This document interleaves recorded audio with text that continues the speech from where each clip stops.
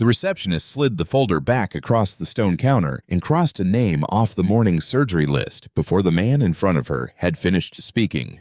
"Financial verification pending," Meredith Cole said, tapping the line where Evelyn Ellison's procedure had been scheduled. "I'm afraid we can't bring her back until that clears." Behind her, mounted on the pale marble wall, a brass plaque caught the light. She had stood with her back to it through every shift for years. She had never once read it. Raymond Ellison set his hand gently on the counter. He was 70, silver at the temples, wearing a charcoal suit that fit the way good suits fit men who had long stopped trying to impress anyone. Beside him, in a soft wheelchair, his wife Evelyn sat with her hands folded in her lap, a green scarf knotted at her throat, her face already tightening with that old, familiar shame. "My wife's procedure was booked weeks ago," Raymond said, his voice warm and steady, "and it was paid in full." Meredith offered a thin, practiced smile that never reached her eyes. "Sir, this is our concierge surgical wing. It's for self-pay patients who've gone through our financial review. I think there may be some confusion. The community clinic that takes insurance is in the building next door. People mix them up all the time." A man in a cashmere overcoat came through the glass doors behind them, gave his name, and was waved straight back toward the private waiting suite without a single question. Meredith smiled at him. A real smile this time, then turned back to the Ellisons with the other one. Raymond watched all of it without changing his expression. He had worn this kind of moment his whole life, the invisible armor of a black man in rooms that had quietly decided he did not belong. He had learned long ago that anger only gave people like Meredith the story they already wanted to tell. So he did not raise his voice. He reached into his coat, took out his phone, and laid it flat on the stone. On the screen was the confirmation. Ellison, Evelyn, paid in full, procedure scheduled, cleared. Meredith glanced at it, then frowned. Her fingers flew across the keyboard, fast and irritated, hunting for the error she was certain had to be there. People like this did not pay cash for the concierge wing. There had to be a glitch, a duplicate, a name pulled from somewhere it shouldn't be. The sweetness in her voice thinned. "I'll need the primary card holder present and a photo ID before I can release her into the surgical schedule."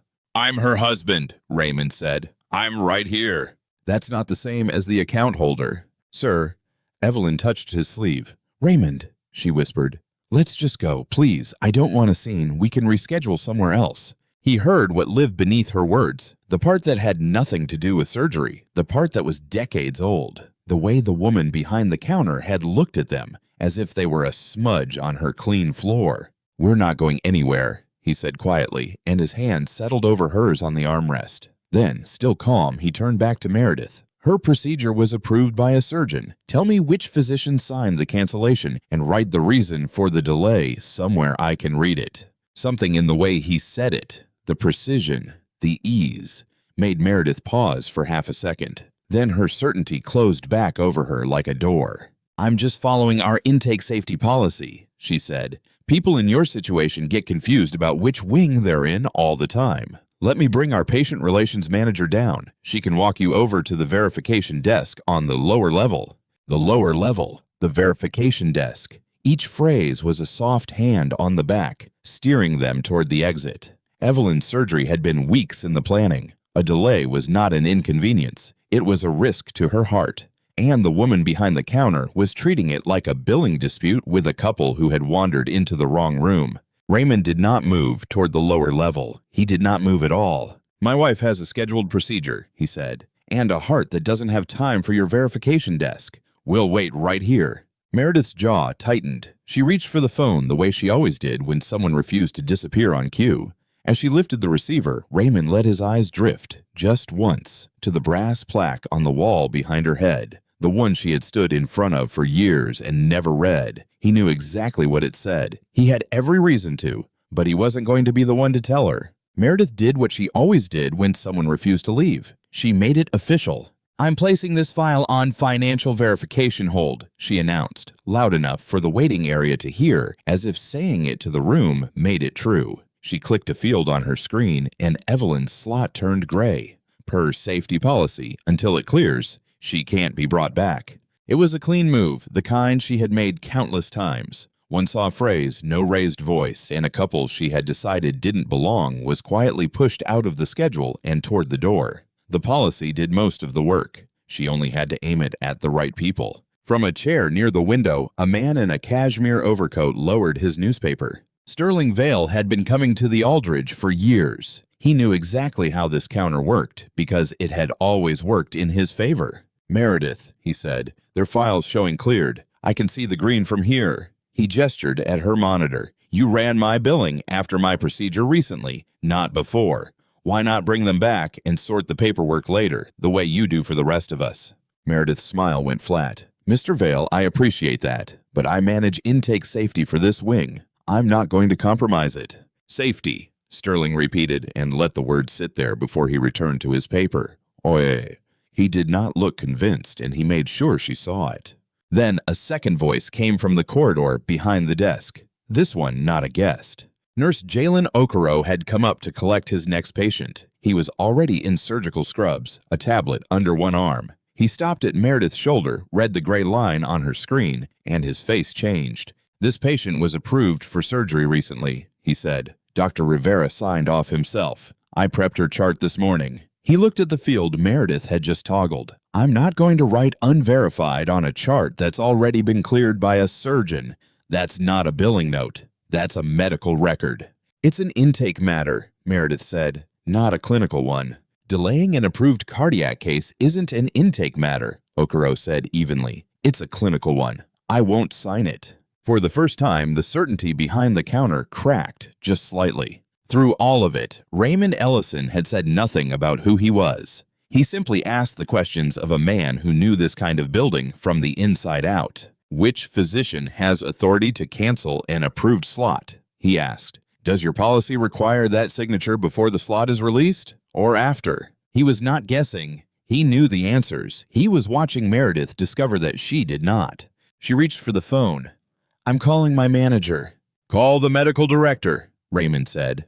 "Not patient relations, the physician in charge of this wing." Evelyn's hands trembled as she lifted her own phone and called her daughter. Dr. Simone Ellison Brooks did not arrive in a luxury SUV. She did not threaten to buy anything. She was the chief of cardiology at a hospital across the city, and she answered on the second ring. When her mother explained in a small voice that her surgery had been put on hold at the counter, Simone's tone did not rise. It sharpened. "Put me on with whoever placed the hold," she said. And then, when Meredith took the phone with obvious reluctance, "My name is Dr. Ellison Brooks. I want to be clear about something before this goes any further. By denying or delaying access to an approved procedure based on a patient's appearance isn't a policy question. It's a civil rights one. And this clinic has obligations under it. I'd like to speak with your medical director now."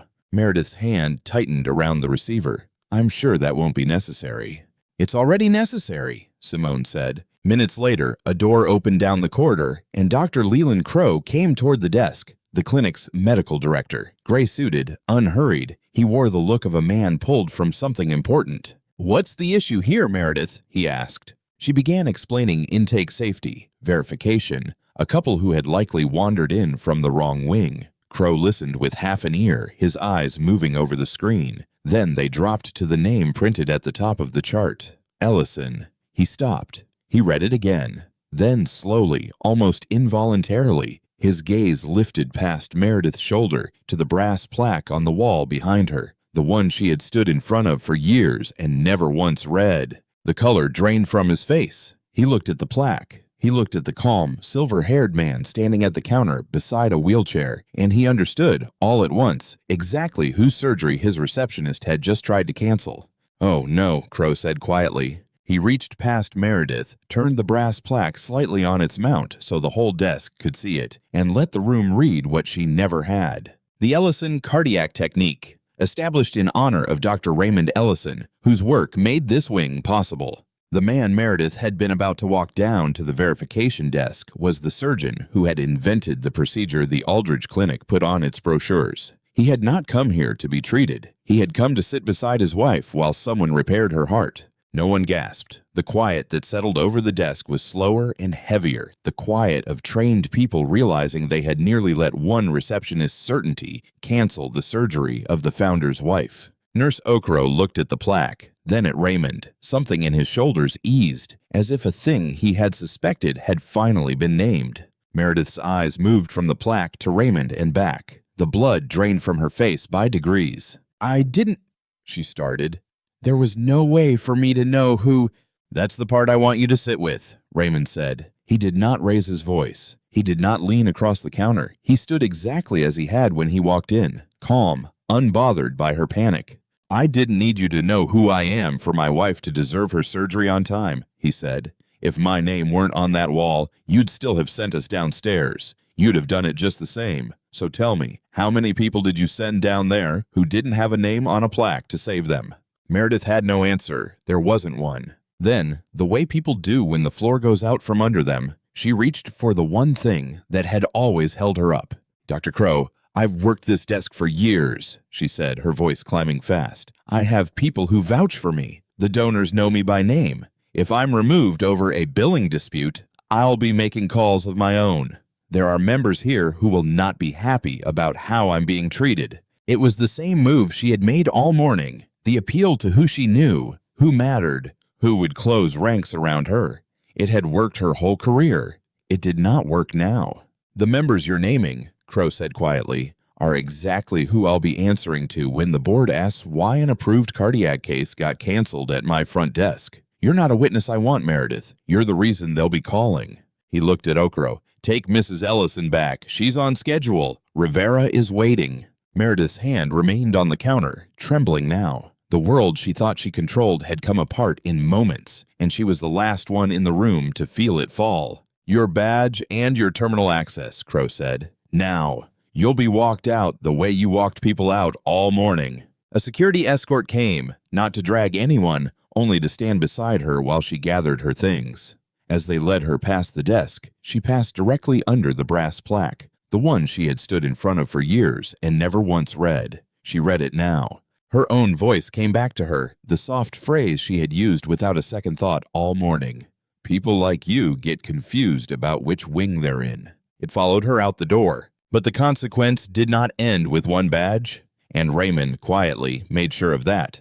"Removing her doesn't fix it," he said. "It just moves it to the next person with the same instinct and a cleaner record. Pull the data. Every chart that got a financial verification hold in this wing over the years. Look at who they were." The clinic ran the query later that day. The pattern came up the way patterns do when no one has been watching for them, plain and undeniable. The hold had been applied again and again, and it had landed overwhelmingly on black and brown patients. People whose money was somehow always in question, whose approval somehow always needed a second look. The truth had been sitting in the records the entire time. It had only needed someone with the standing to demand the search. The findings went to the state medical board as a review of discriminatory access to care, a heavier thing than any firing. The kind of review that reached past one desk and into the way the whole wing decided who was real. And the clinic changed what had made it possible. An approved surgical slot could no longer be canceled by an intake clerk. It now required a physician's signature, in writing, before the schedule could move. Raymond asked for none of it as a prize. He did not threaten to ruin anyone. He asked for two things only: that his wife be cared for on time and that the pattern be stopped. Both were done. Okoro came around this counter and took the handles of Evelyn's wheelchair. She looked up at her husband, and the exhaustion in her face had softened into something steadier. "You didn't have to make a thing of it," she said gently. "I didn't make a thing of it," Raymond said. "I just wouldn't let them unmake one of us." He walked beside her chair down the corridor, past the desk, past the brass plaque with his own name on it. And he did not look at it once. It had hung on that wall for years. He had never needed it to mean anything before today, and he did not need it now. The doors to the surgical wing opened for the two of them, and they went through together, on time, the way it should have been from the start. His name had been on that wall for years. What he had come to prove was not that he mattered. It was that his wife had mattered long before anyone bothered to read a name. If a quiet kind of dignity has ever been treated as worth less than a loud one, leave one word below: seen. This is a fictional story created for storytelling purposes.